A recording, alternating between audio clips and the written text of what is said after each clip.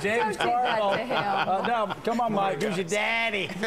James Carville, obviously upset with the president. But I hear a Republican criticizing the president. You'd expect that politically. But I'm starting to hear some Democrats say that he's just not doing enough. I mean, what can Barack Obama do other than put on a scuba diving outfit? That's a good point. Yeah.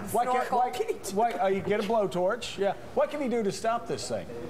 Well, look, first, let's just recognize, this isn't about blame game. This is a ecological disaster that is threatening the families and the environment on the golf course. We got to be serious about it, deal with it. What can the president do, Joe? Well, he can lead.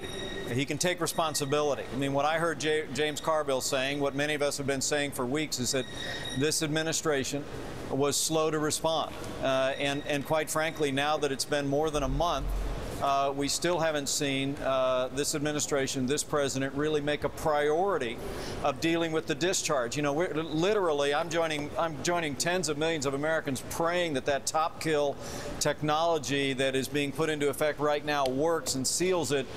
But look, this happened in federal waters. BP is responsible for shutting down the leak, but that's not BP's coastline. That's our coastline. Yeah. This president should lead, should take charge, should grab the whole process by the neck and say, what are we doing to protect our coast? So what's the Republican plan to stop this leak? Well, look, what's the Republican plan? Well, we can talk to Bobby Jindal. He's been requesting the Army Corps of Engineers give them permitting to do the berms. They've been waiting 2 weeks now to get approval from the administration and the Army Corps to take things into their own hands.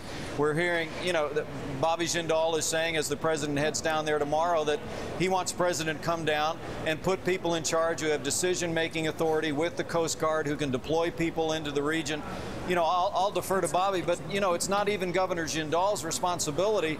It is under the Oil Pollution Act, the Clean Water Act section of the Oil Pollution Act. It is the president's responsibility to ensure effective and immediate removal of a discharge in cases like this. All right. So, what we're saying is the president needs to lead. I think James Carville and I finally found something we can agree on. We've got Jonathan Capehart here with the Washington Post. Jonathan. Congressman Pence, and you just said it again, the president needs to lead. What does that mean exactly? Are you saying that the president and the administration hasn't done anything at all since the place blew up on April 20th? What exactly does leading mean?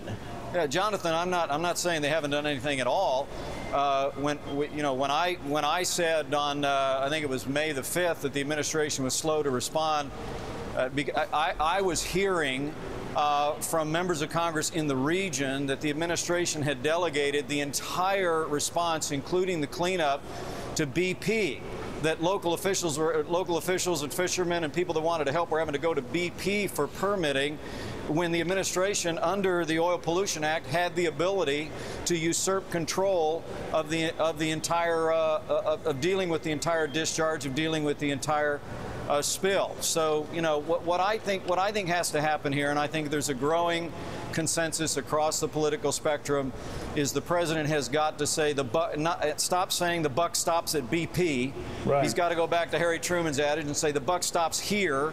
And as he goes down there tomorrow, he's got to, obviously there'll be media open moments. I hope he gets people in a room, sits people down, asks some really hard question of public officials and BP officials and said, folks, what are we doing to work the problem to protect the ecology, the coastline down here, to protect the families and the businesses? Because, again, under federal law, the president shall ensure effective and immediate removal of the discharge. All right. Congressman Mike Pence, thank you for being with us. Always great talking to you. Sam Stein as well.